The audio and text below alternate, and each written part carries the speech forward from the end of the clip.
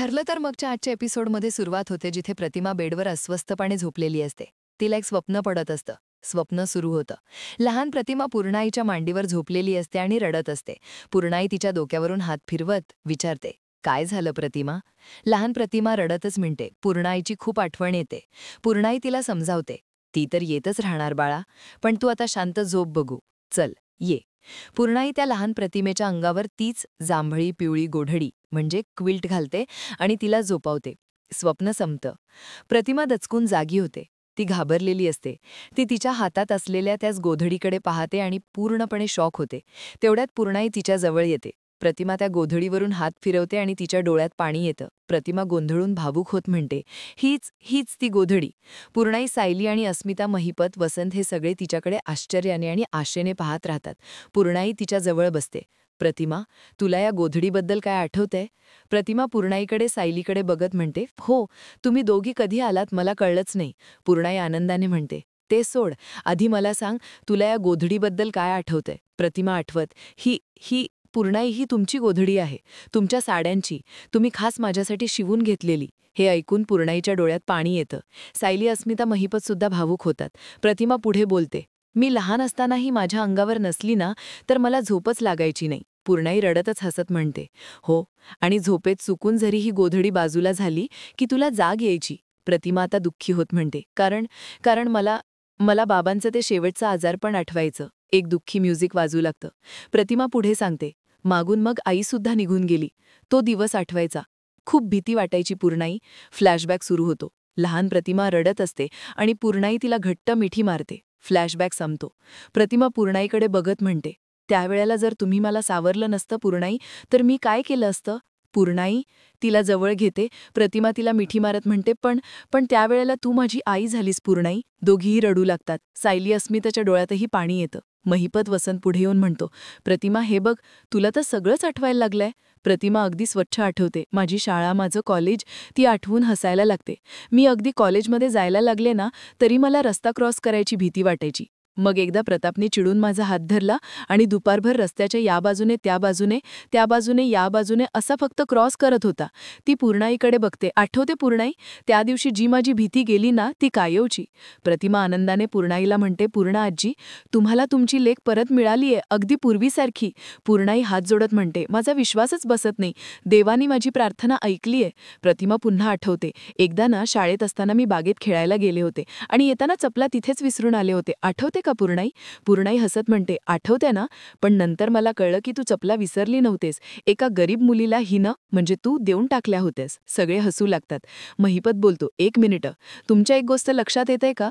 जी गोष्ट प्रतिमाच्या 20 वर्षाच्या वनवासात देखील घडली नाही, जी 1.5 वर्षाच्या तिच्या या घरच्या सहवासात सुद्धा घडली नाही, जी उपचाराने सुद्धा घडली नाही, ती गोष्ट ह्या बोधडीतली आईच्या मायेनं घडवलीये.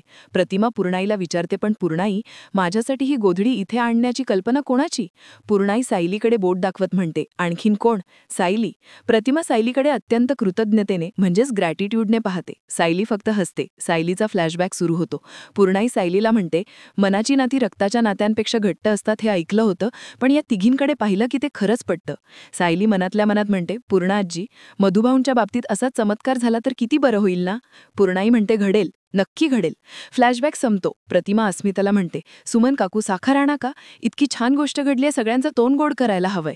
अस्मिता म्हणते, हो ना, देते ना, आत्तापुरती साखर दे, मग मी शिरा करायला घेते. सायली म्हणते, मग मी पण मदत करते. चला. सायली आणि अस्मिता जायला निघतात. प्रतिमा सायलीला थांबवते. सायली. प्रतिमा तिला हात जोडून तिचे आभार मानते. सायली हसून निघून जाते. प्रतिमा त्या गोधडीला घट्ट धरून पूर्णाईच्या मांडीवर डोकं ठेवते. सायली दारातून हे गोड नातं बघत राहते. पुढे अस्मिता आणि सायली बोलत असतात. अस्मिता म्हणते, पूर्णाजी, आपल्याला हवं ते आज किती अचानक घडलं ना? पूर्णाई म्हणते, हो ना. सायली म्हणते, प्रतिमा, आत्यांना सगळं आठवायला लागलं. बाबांना आणि आईना हे ऐकून खूप आनंद होईल. पूर्णाई म्हणते, मी तर घरी जाऊन देवी आईसमोर शांत बसणारे, काहीही न बोलता. अशावेळी शब्द तरी कुठून आणायचे ग?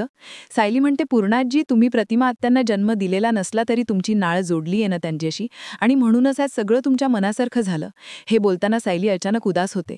सायली हळू आवाजात म्हणते, माझं आणि मधुभाऊंचं नातं पण असंच आहे. पूर्णाई तिच्याकडे काळजीने बघते. सायली, खूप आठवण येते ना मधुभाऊंची? पूर्णाई तिला निरखून बघते. सायली, गेले काही दिवस मी पाहते तू अस्वस्थ आहेस. मधुभाऊंची तब्येत हे एक कारण असेलच, पण ते तेवढंच नाहीये. दुसरं काहीतरी आहे जे तुला खातंय. कदाचित तू माझ्याशी बोलायची अजूनही तुझी तयारी नाहीये हे दिसतच आहे. पण हरकत नाही, मी थांबेन. पण जे काही आहे त्यामध्ये मी तुझ्या पाठीशी आहे. ध्यानात असू दे. सायली डोळ्यात पाणी. थँक्यू पूर्णाजी. सायली पुढे विचारते, पूर्णाजी, मी मधुभाऊंना भेटायला जाऊ का हॉस्पिटलला? म्हणजे कालच भेटली पण तरी परत भेटावंसं वाटतंय. पूर्णाई म्हणते, जा ना, मी पण येऊ का? सायली म्हणते, नाही नाही, तुम्ही दगदग नका करू, मी रिक्षानी जाईन आणि येईन, लवकर येईन. पूर्णाई म्हणते, संभाळून जा. सायली हो म्हणते आणि निघून जाते. सीन कट होतो. सुभेदारांच्या घरातील हॉलमध्ये सगळे बसलेले असतात. कल्पना सगळ्यांना चहा देते. आजी तनुजाला विचारते, काय ग, तोंड का एवढे वाकडं पडून बसलीयस? तनुजा चिडून, अगं आजी, सायलीचं कौतुक किती कराल तुम्ही लोक? आजी, कौतुक नाही तर काय, प्रतिमाची स्मृती परत आणली तिने. तनुजा, ओ प्लीज, तिने काय केलं? ती गोधडीच तर आणली आणि स्मृती काही क्षणापुरती आलीये, परत जाईल. आजी रागवून, तनुजा, तोंड सांभाळून बोल. कल्पना, अगं तसं नाही, पण पण ती सायली आल्यापासून ना घरात काही ना काहीतरी विचित्र घडतंय. दादासाहेब शांतपणे चहा पित असतात.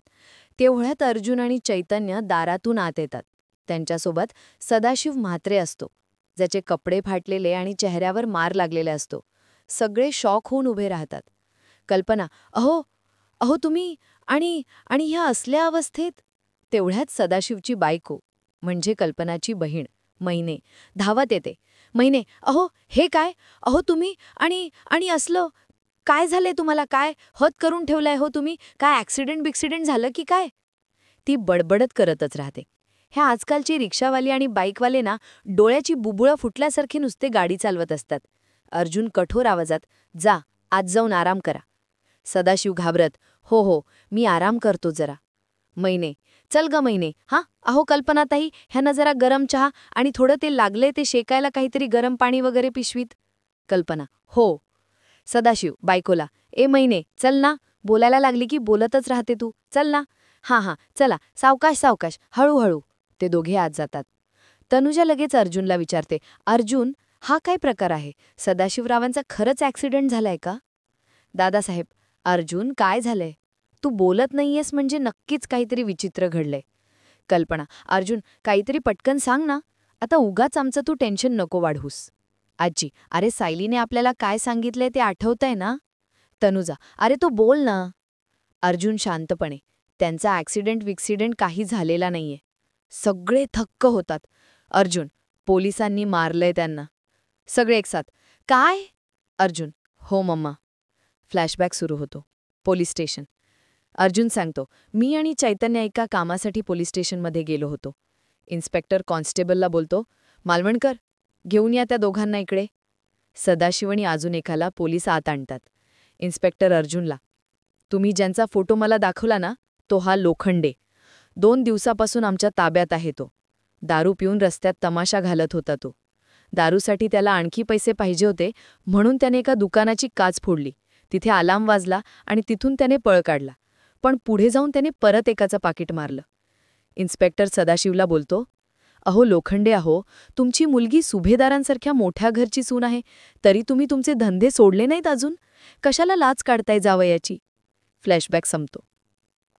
अर्जुन बोलतो, आणि शेवटी हे सगळं प्रकरण माझ्यापर्यंत येऊन पोचणार. कल्पना, काळजीत, असं का वागतायत हे लोक?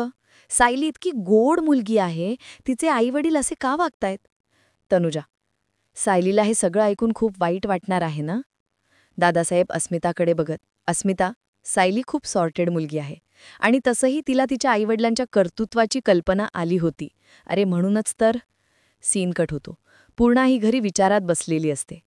सायली तिच्या बाजूला बसत, काय झालं पूर्णाई? तुम्ही अशा एकदम गप्प का झालात? पूर्णाई भानावर येते, नाही, काही नाही. सीन कट होतो. सायली हॉस्पिटलमध्ये मधुभाऊंच्या बेडजवळ बसलेली असते. ती त्यांचा हात हातात घेते. सायली, भावूक होऊन, तुमची खूप आठवण येते मधुभाऊ.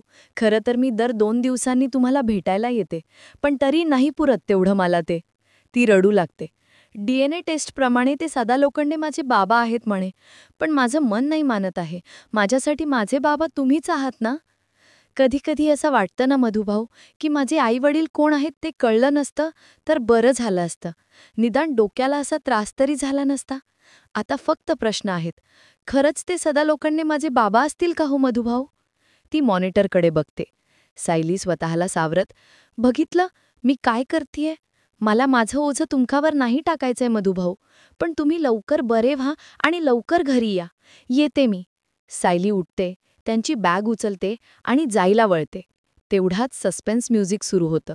बेडजवळचा हार्ट मॉनिटर जोरात बीप बीप करायला लागतं. सायली घाबरून मागे वळते. मधुभाऊ! ती बघते तर मधुभाऊ डोळे उघडून तिच्याकडेच पाहत आहेत. सायली पूर्णपणे शॉक होते. आणि पुढच्या भागाचा प्रोमोमध्ये दाखवतात की सदाशिव आणि त्याची बायको पूर्णाईसमोर हात जोडतात. सदाशिव, आम्हाला तुमच्या सगळ्यांची माफी मागायची अहो, चूक झाली आमची. पूर्णाई रागात, आजपर्यंत तेच करत आलोय, पण आता मात्र डोक्यावरून पाणी गेलंय सदाशिवराव. दुसरीकडे अर्जुन फोनवर बोलतो. हा सायली, बोल, तू निघाली आहेस का हॉस्पिटलमधून? सायली, हॉस्पिटलमधून, घाबरत. डॉक्टरांनी सांगितलंय की मधुभाऊंची तब्येत अचानक बिघडलीये. पुढच्या क्षणी सायली देवळात देवीसमोर रडत असते. रडत, किती परीक्षा बघणार आहेस तू मला देवी आई?